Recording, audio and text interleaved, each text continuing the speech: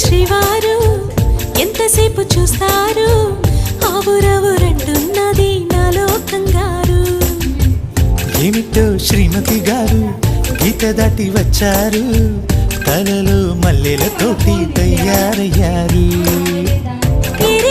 వస్తుంటే హొక్కబెట్టు చేస్తావే, పంతమొచ్చి ఇన్నాళ్ళు పస్తులుండమన్నావే. కోపమే దీపమై కొండెక్కి పోవాలి.